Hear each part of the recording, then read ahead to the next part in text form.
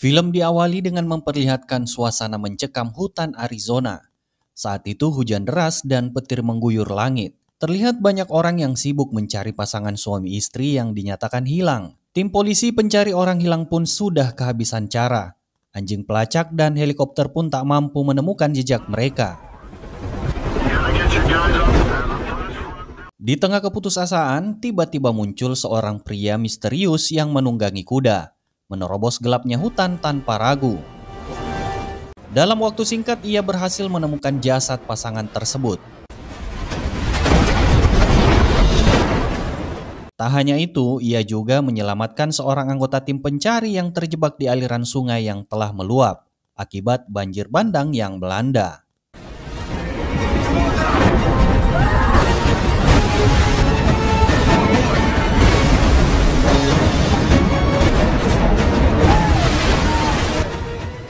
Singkatnya, pria itu berhasil menyelamatkan anggota tim yang terjebak. Aksi heroiknya membuat para polisi terpukau. Hingga salah satu dari mereka bertanya tentang identitas pria berkuda tersebut. Seorang warga menjelaskan bahwa ia adalah seorang sukarelawan yang kerap menolong orang-orang di sekitar. Juga seorang veteran perang yang telah lama meninggalkan kehidupan lamanya dan menggantung sangkurnya. Mendengar itu, seorang polisi mendekat dan bertanya, siapa nama pria itu? Dan secara bersamaan mereka menjawab kalau ia adalah John Rambo.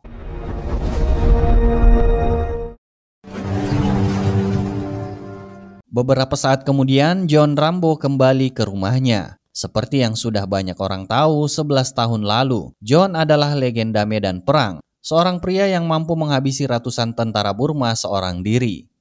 Di film kali ini, Rambo yang hidup sederhana menetap di peternakan itu bersama pembantunya bernama Maria.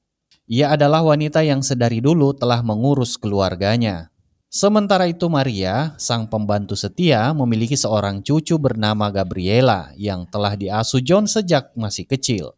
Maria sering berkata bahwa John tak jauh berbeda dari mendiang ayahnya. Sama-sama pendiam, tak banyak bicara, namun mencintai orang-orang terdekatnya dengan sepenuh hati. Ada satu kebiasaan John yang selalu membuat Maria teringat masa lalu. Setiap sore, John duduk diam di kursi goyang tua milik ayahnya sambil memandangi peternakannya. Hal itulah membuat Maria teringat akan masa-masa kecil John dulu. Dan karena Gabriela, John kembali menemukan semangat untuk hidup. Selama bertahun-tahun, ia terus dibayangi oleh kenangan kelam dan pembunuhan keji yang pernah ia lakukan di medan perang.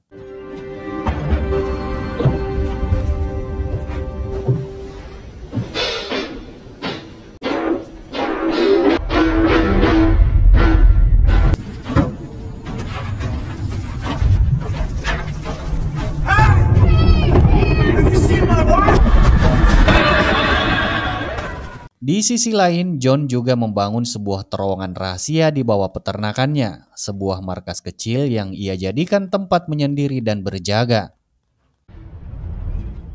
Di sana ia menyimpan berbagai senjata lama yang pernah menemaninya di pertempuran, dan juga tempat untuk mengasah pisau perangnya.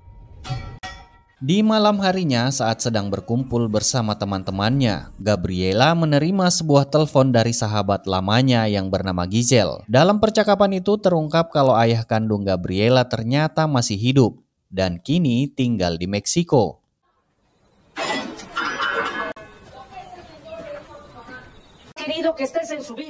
Kabar itu pun membuatnya syok. Dan karena penasaran untuk mengetahui kebenaran, Gabriela segera mendatangi John dan Maria untuk meminta izin pergi ke Meksiko. Sebagai seorang nenek yang sangat peduli terhadap keselamatan cucunya, Maria dengan tegas menolak keinginan Gabriela. Ia tahu betul siapa ayah kandung Gabriela sebenarnya. Seorang pria brengsek yang meninggalkan ibu Gabriela saat sedang berjuang melawan kanker. Sementara itu, John tidak secara sepenuhnya melarang.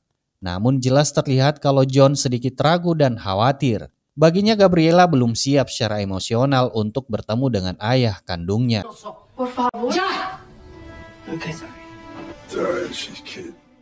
Namun karena hasrat yang memberontak pada jiwanya, Gabriela beberapa waktu kemudian, ia pun memutuskan untuk pergi secara diam-diam.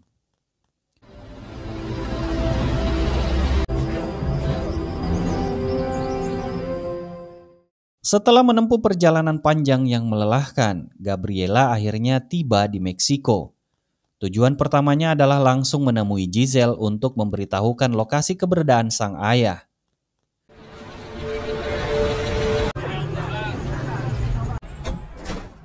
Mereka berbincang cukup lama hingga Giselle akhirnya setuju untuk mengantar Gabriela ke lokasi ayahnya itu. Gerak-gerik Giselle tampak mencurigakan. Tatapannya tidak pernah lepas dari gelang emas yang melingkar di pergelangan tangan Gabriela. Beberapa saat kemudian, Giselle dan Gabriela pergi menuju rumah tempat ayah kandungnya berada. Namun setibanya di sana, Gabriela disambut oleh pemandangan yang menyakitkan. Ayahnya kini hidup bahagia bersama keluarga barunya yang tampak harmonis dan lengkap. Sehingga di momen Gabriela membuka pintu dengan hati yang risau. Dengan tajam ayahnya berkata alasan ia meninggalkan Gabriela dan ibunya waktu itu. Karena baginya mereka berdua tidak berguna. I looked at your mother and you. You both didn't mean anything to me anymore. You don't need to come back. Any more questions? Mendengar ucapan kejam itu langsung dari mulut ayah kandungnya, hati Gabriela hancur seketika. Ia merasa tidak ada lagi alasan untuk tetap berada di Meksiko dan memutuskan untuk segera pulang ke peternakan kuda milik John. Namun tiba-tiba Giselle mencoba menahannya. Ia berkata bahwa Gabriela butuh waktu untuk menghilangkan stres, lalu mengajaknya ke sebuah THM.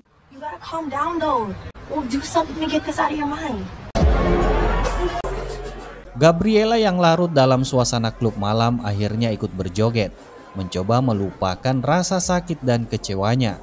Sampai-sampai ia tak menyadari kalau Giselle dan seorang pria asing diam-diam telah menuangkan obat tidur ke dalam minumannya. Scene kemudian berpindah dengan memperlihatkan dua kakak beradik yang memimpin sebuah organisasi mafia kejam di Meksiko. Bisnis ilegal mereka berfokus pada jaringan prostitusi yang sudah tersebar luas. Meski memiliki darah yang sama, keduanya sering tidak sejalan dalam mengambil keputusan. Victor sang adik dikenal sebagai pribadi yang gegabah, selalu ingin serba cepat tanpa memikirkan risiko. Berbanding terbalik dengan Christian sang kakak yang justru tenang, penuh perhitungan dan tidak pernah mengambil langkah tanpa rencana yang matang.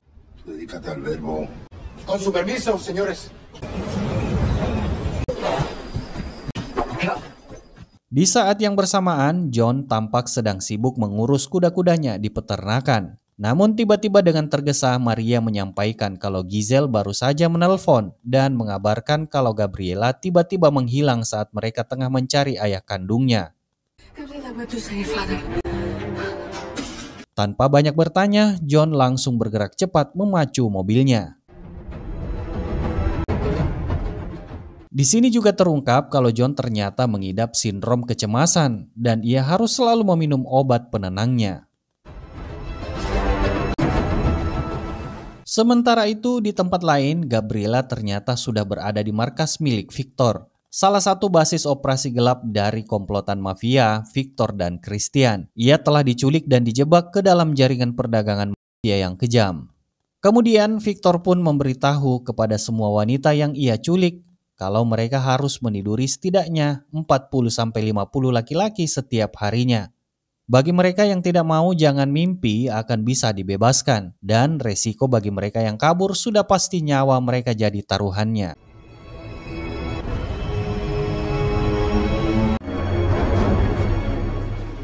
John yang baru tiba di kediaman ayah kandung Gabriela langsung mencari sosok pria brengsek itu.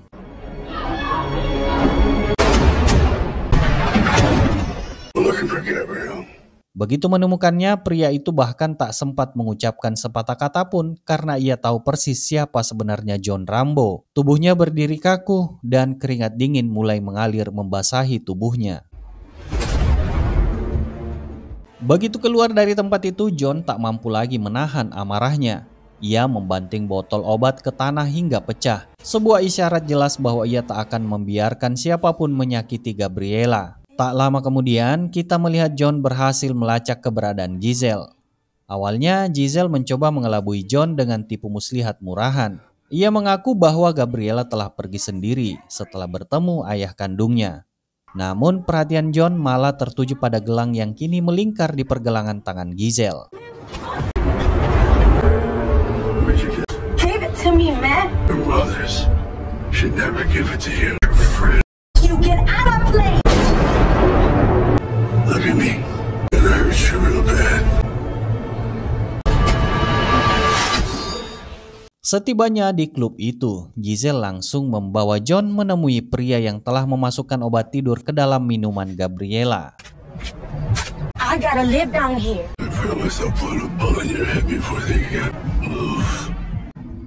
Di saat yang sama dari kejauhan, sosok wanita yang bernama Carmen tampak tengah mengawasi setiap gerak-gerik John. Tanpa menarik perhatian, Carmen diam-diam mengikuti langkah John.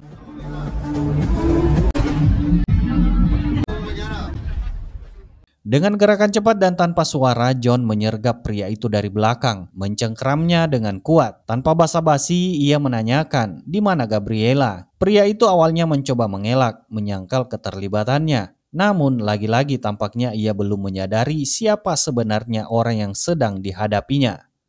¿Dónde está? Ya no conozco esa pinche bola, cabrón. Karena kesakitan luar biasa membuat pria itu menjerit histeris saat John menarik tulangnya. Start telling me where she is or I'll break you.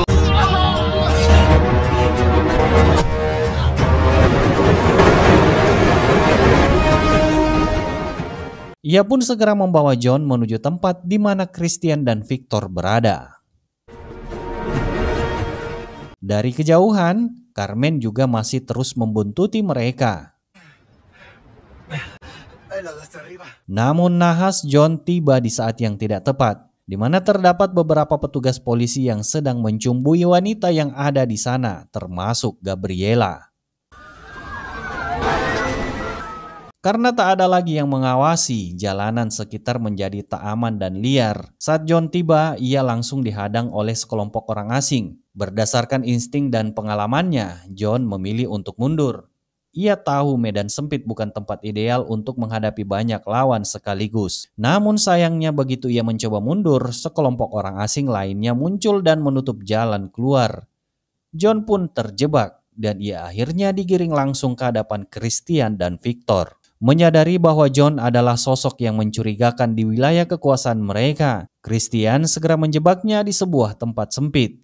Ia memerintahkan anak buahnya untuk melucuti semua senjata yang dibawa John. Namun meski dikepung, John tetap tenang. Dengan santainya ia menanyakan keberadaan Gabriela, lalu mengeluarkan sebuah foto dan menunjukkannya langsung kepada Christian. Arizona. Esta yo la conozco. Begitu melihat foto itu, mereka akhirnya menyadari bahwa wanita yang dicari John adalah salah satu dari para korban yang mereka culik. Kemudian tanpa banyak berkata-kata, Victor dan anak buahnya langsung mengeroyok John hingga ia dibanjiri darah.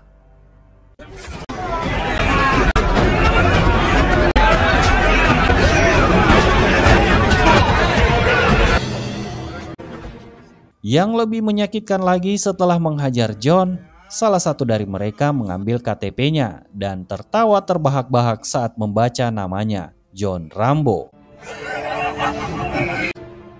Christian lalu mendekat dan mengancam John kalau kedatangan John hari ini justru akan memperburuk nasib Gabriela. Setelah ini mereka akan menyiksanya lebih kejam dari sebelumnya. John yang sudah sekarat dan tak berdaya hanya bisa terdiam. Untuk pertama kalinya kita melihat John Rambo tampak lemah, tak mampu melindungi orang yang paling ia cintai. Atau mungkin ia memang sengaja terlihat lemah demi mendapatkan informasi yang ia cari. Kita lihat saja nanti. Tak lama kemudian Victor ingin segera menghabisi John. Namun Christian menahannya. Hanya saja Christian memerintahkan Victor meninggalkan bekas luka penanda di pipi John, di mana agar ia tidak bisa melupakan kejadian hari ini. Disinilah letak kesalahan fatal Christian dan Victor. Mereka meninggalkan John yang terluka parah begitu saja, mengira ia tak akan mampu bangkit lagi. Mereka tak tahu pria yang mereka remehkan itu akan kembali, bukan sekedar sebagai musuh, tapi sebagai malaikat pencabut nyawa bagi seluruh jaringan mafia mereka. Beruntung, Carmen yang mengawasinya langsung menolong John yang sekarat. Sesampainya di markas, Christian dan Victor kembali terlibat pertengkaran. Victor yang sejak awal ingin membunuh John saat pria itu sekarat, namun Christian kembali menegurnya. Baginya, membunuh seseorang yang sudah tak berdaya seperti John hanya akan mencoreng martabatnya sebagai kepala mafia. Melihat kakaknya yang melunak, Victor segera pergi dari sana. Tak lama kemudian, Victor datang ke tempat mereka menyekap para wanita. Ia mencari Gabriela lalu menunjukkan KTP milik John Rambo kepadanya. Bukan hanya itu, Victor juga menyuntikkan obat ke tubuh Gabriela agar ia menjadi ketagihan dan tidak bisa melarikan diri dari tempat itu. Selanjutnya dengan keji, Victor meninggalkan luka di pipi Gabriela, sama seperti yang ia lakukan pada John.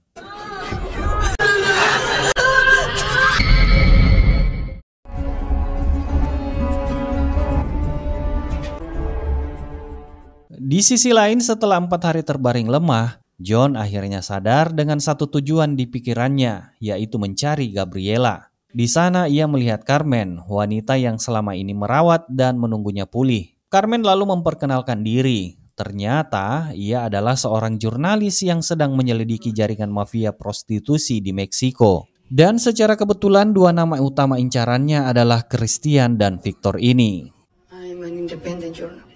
Selain itu, Carmen mengungkapkan bahwa ia juga memiliki alasan pribadi dalam misi ini, di mana adik perempuannya pernah diculik dan ditemukan tewas karena overdosis. Dengan kata lain, ternyata Carmen juga menyimpan dendam dengan komplotan tersebut. Setelah mendengar semua cerita kelam dan kekejian yang Carmen sampaikan, John tak banyak bicara. Ia hanya bisa berterima kasih sudah menolongnya. Lalu menanyakan kembali di mana lokasi markas mafia tersebut. Where is she? Who are they? Took my sister.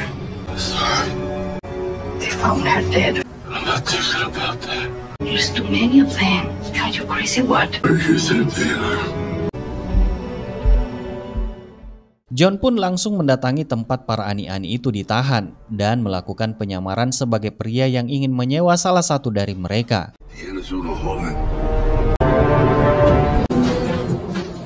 Di saat yang sama, kita melihat betapa mudahnya John menerobos masuk ke tempat tersebut untuk menyelamatkan anak angkatnya.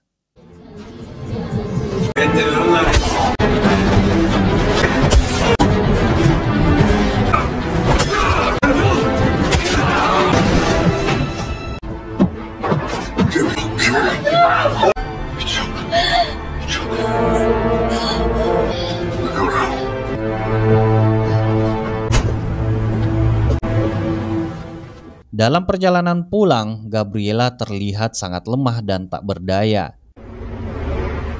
Ia hanya mampu mengucapkan beberapa patah kata, dan di antara yang terdengar adalah "Aku minta maaf". Mendengar itu, John merasa waktu mereka bersama tak akan lama lagi.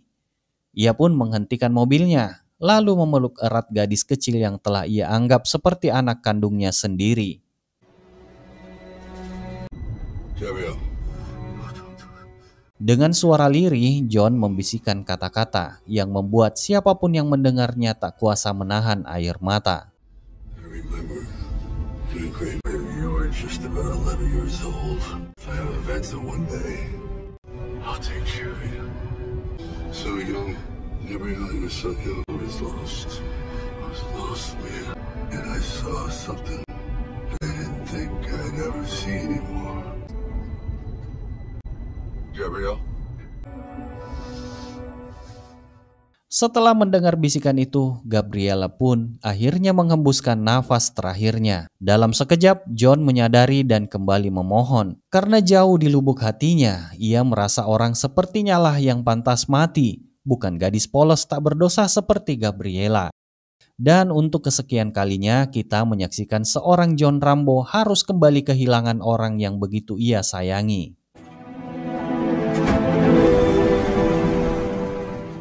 Sesampainya di peternakan, John bertemu dengan Maria. Namun tak sepatah kata pun sanggup ia ucapkan. Maria yang melihat kondisi Gabriela juga hanya bisa terdiam.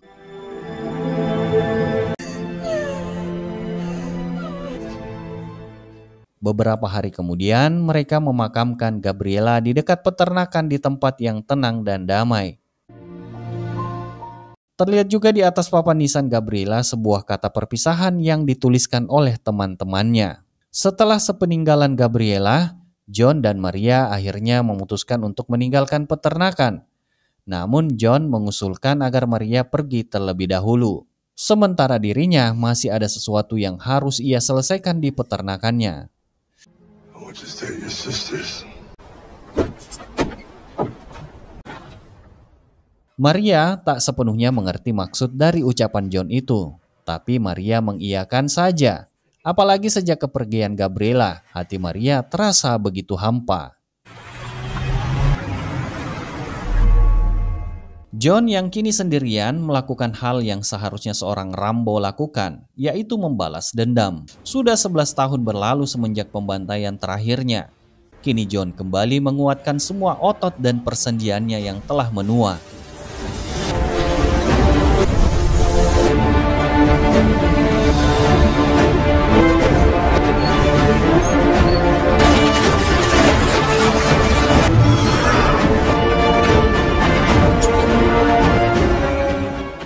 Ia lalu turun ke dalam terowongannya dan kembali mengeluarkan semua senjatanya.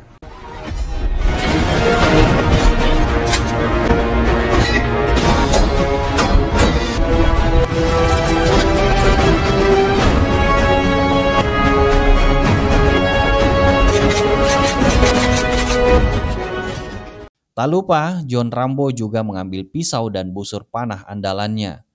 Pada aksi John kali ini takdir mungkin akan berpihak kepadanya, di mana ia diuntungkan dengan banyaknya jebakan-jebakan yang sudah ia rancang di peternakannya.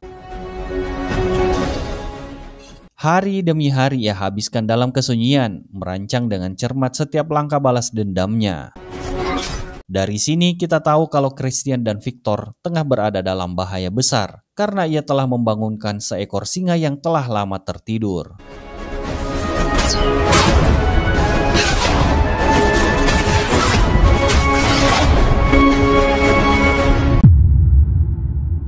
John pun segera bertindak. Ia mendatangi rumah Carmen dan meminta berkas alamat tempat tinggal Christian dan Victor. Awalnya Carmen ragu karena hal itu akan membahayakan nyawanya. Tapi kemudian John berkata bahwa ini bukan hanya soal balas dendam pribadi. Ini untuk semua wanita yang telah menjadi korban kekejaman komplotan Christian. What will it change? But coming back was dangerous. I want revenge.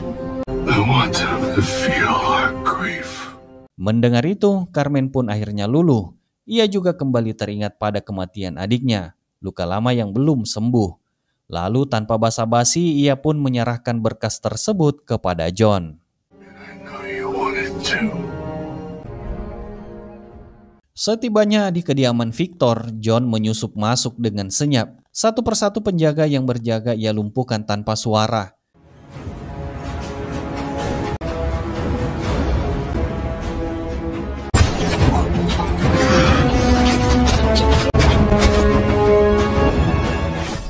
Aksinya begitu senyap hingga Victor yang saat itu berada di dalam toilet sama sekali tak menyadarinya. Lalu dengan cepat John menghabisinya dengan pisau andalannya.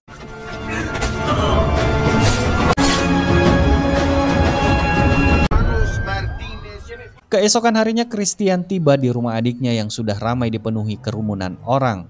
Tak lama ia melihat Victor sudah tergeletak tak bernyawa dan tanpa kepala. Di sampingnya John menyimpan sepucuk foto Gabriela dan selembar kertas bertuliskan alamat peternakan miliknya. Christian yang geram langsung memerintahkan seluruh pasukan mafianya untuk bersiap.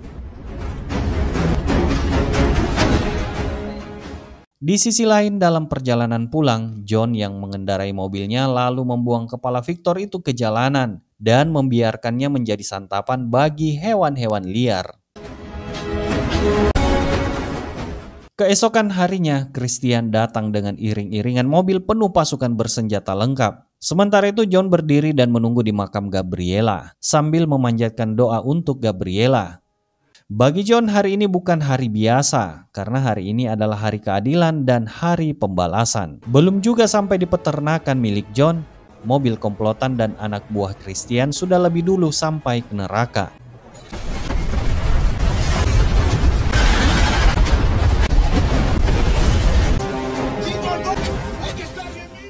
Sementara mereka yang masih hidup tak lama lagi akan merasakan neraka buatan milik John Rambo. Christian memerintahkan semua anak buahnya untuk menyisir dan menggeledah seluruh area peternakan. Namun yang mereka temukan bukanlah John, melainkan puluhan jebakan mematikan yang telah dipersiapkan dengan sangat rapi.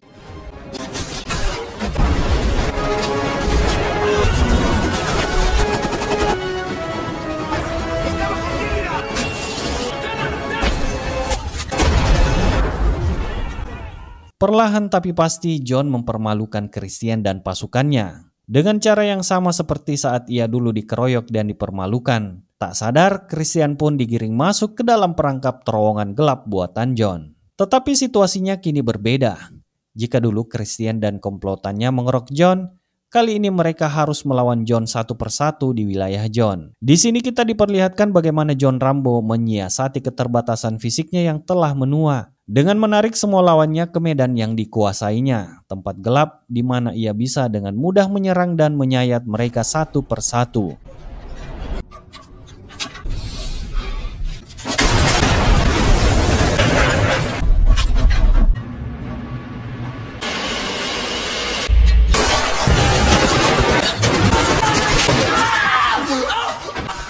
Beberapa menit berlalu, Christian dan komplotannya yang awalnya berjumlah banyak kini tersisa Christian seorang. Saat akan meledakkan terowongan, John mengambil HT milik salah satu anak buah Christian, lalu menghentikannya tepat saat Christian hendak keluar.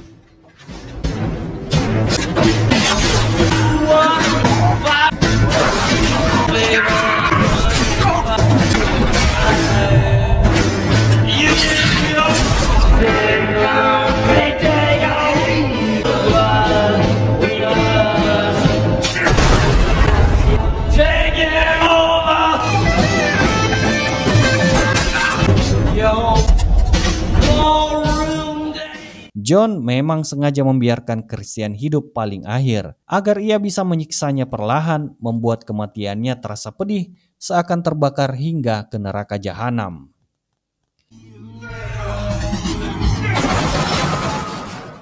Christian yang sudah ketakutan setengah mati tak punya pilihan selain melarikan diri dari terowongan.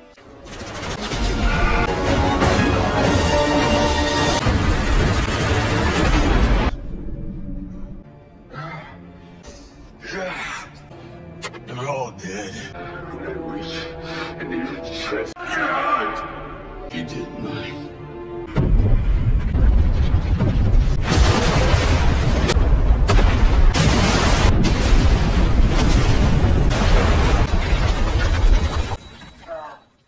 Namun, begitu ia berhasil keluar, ia justru mendapati John telah berdiri menunggunya, siap menghujaninya dengan anak panah andalannya.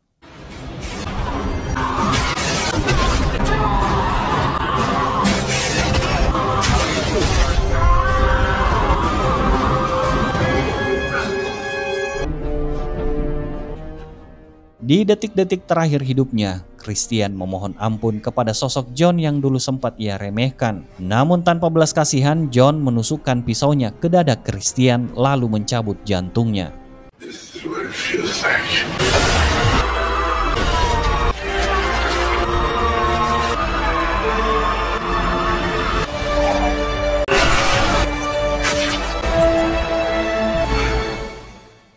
Di akhir pertarungannya, John kembali ke kursi goyang milik ayahnya. Ia duduk diam membiarkan pikirannya mengembara, merefleksikan perjalanan panjang yang telah ia lalui dari masa ke masa. Ia telah berperang, membunuh, berkorban, dan tersiksa. Semua orang yang dicintainya telah direnggut darinya, namun ia selalu kembali untuk membalas dendam mereka. Dengan nafas berat, Rambo menekan luka-lukanya, lalu menatap langit. Film pun diakhiri dengan rangkaian kilas balik perjalanan hidup John Rambo dari masa mudanya hingga masa tuanya yang penuh luka. Kita para penonton seolah diajak untuk merenungi dan menghargai setiap perjuangan yang telah ia jalani sejak awal, yaitu cinta. Kemudian kita diperlihatkan sosok John Rambo yang menunggangi kudanya menuju matahari terbenam. Dan untuk terakhir kalinya, di hari tuanya, John Rambo akhirnya menemukan kedamaian. Hingga pada akhirnya film pun selesai.